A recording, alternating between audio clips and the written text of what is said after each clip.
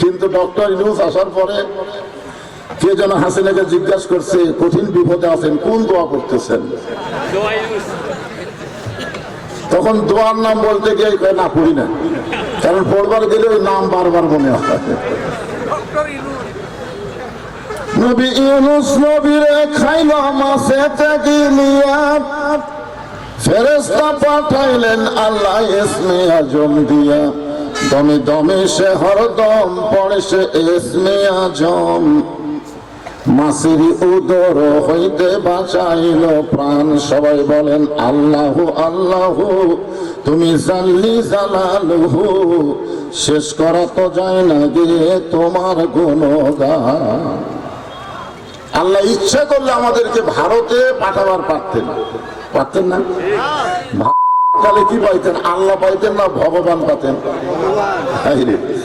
ভগবানের যা মোশন ভাই, যা শ্রীরাম করে বাংলাদেশকে উৎখাত করতে চায়, শালারা জানে না যে আমাদের আল্লাহর পাওয়ারে ভগবান কিছুই না। জনগণ কথা ঠিক কি?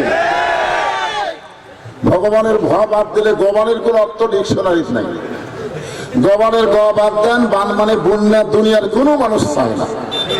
বা বাদ দিলে নো মানে ভগবান নেই। আর সেই ভগবান দিয়ে তুই বড়াই করিস। খালি বাংলাদেশে ঢুকে দেখো, তোমাদের বাচ্চাটা এটা মুসলমান বানানো হবে। আজকে ফেসবুকে দেখলাম ওরা নাকি বলছে বাংলাদেশ দখল করতে 15 মিনিট লাগবে। 15 মিনিট। আমরাও বলে দিলাম 15 মিনিটের মধ্যে 15,000 হিন্দুকে আমরা মুসলমান বানাবো।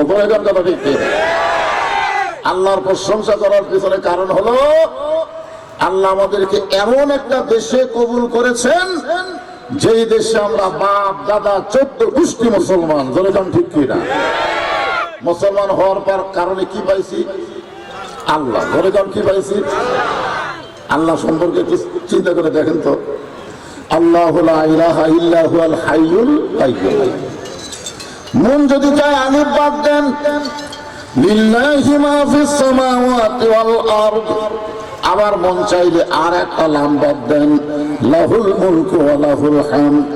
আবার যদি মন চায় আর একটা লাম বাদ দেন, হুয়াল্লাহুল্লাযী লা ইলাহা ইল্লা হু। সবকিছু বাদ দিলেও আল্লাহ বাদ পড়ে না। মুসলমানের আল্লাহ সদা বিরাজমান। জোরে বলেন ঠিক কিনা? ভাগ্য করে আমরা সে আল্লাহ পাইছি, খুশি না বেজার? তাহলে জবান খুলে বলি আলহামদুলিল্লাহ। আল্লাহর প্রশংসা করার 2 নম্বর কারণ হলো ভাগ্য গুণে আমরা এমন একজন নবী পাইছি যিনি শুধু নবী না, তিনি হলেন আমাদের নেতা। পানসা নেতা না, পানসা নেতা না, পানসা নেতা। এই যে আমরা দরুদ শরীফ পড়লাম, আল্লাহুম্মা সাল্লি আলা সাইয়্যিদিনা মুহাম্মদ। আমাদের নবী শুধু নবী না, আমাদের নবী হলেন একজন নেতা। যেই নেতা জান্নাতের মধ্যে ঢুকেও আমাদের কথা বলেনি। লাইলাতুল মেরাজে আমাদের নবী জান্নাতে গেছিল, আপনারা জানেন। নবী যখন জান্নাতে প্রবেশ করলেন, জিবরাইল বললেন, ইয়া রাসূলুল্লাহ, আপনি যদি জান্নাত থেকে বের না হন আল্লাহ আপনাকে বাড়ি করে দিবে না। কেন দিবে না? আল্লাহ কোরআনে করছেন ঘোষণা, সালামুন আলাইকুম তিবতুম ফাদখুলুহা খালিদিন। আল্লাহু আকবার। আপনাদের হাবড়া এলাকায় আওয়ামী লীগ বেশি নাকি? না না, কোরআনের তেলাওয়াত শুনলে আল্লাহ আকবার কয় না।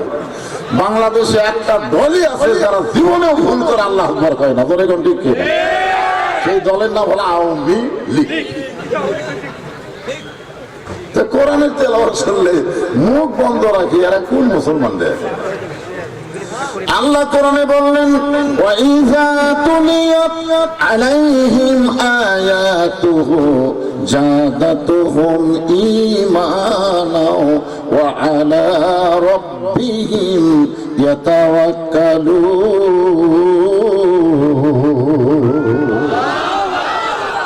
কোরআনের তেলাওয়াত শুনলে কি বাড়ে? ঈমান বাড়ে। এ কথা আমার না, আল্লাহর। কোরআনের তেলাওয়াত শোনা মাত্র ঈমান বেড়ে যায়।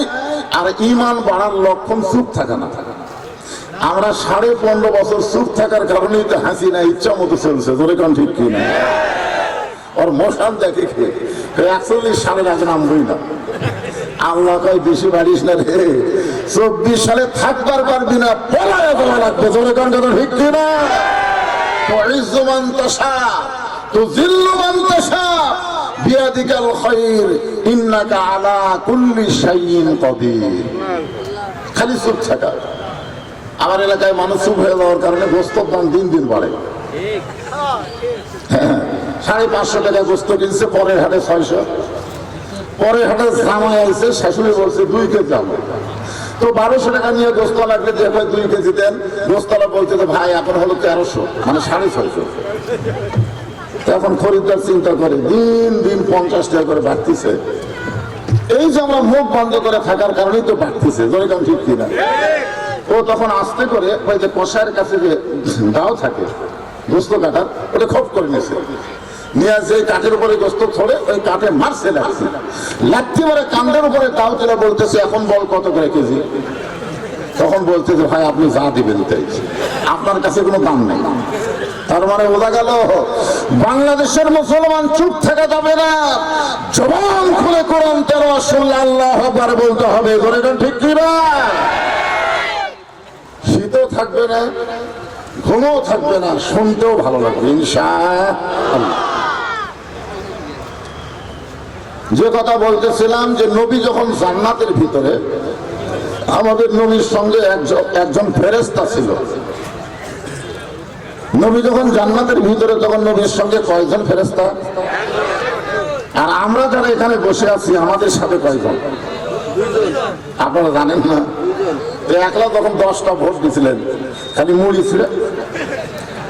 তখন আপনার কান্দত কয়টা ছিল? কথা হয় না।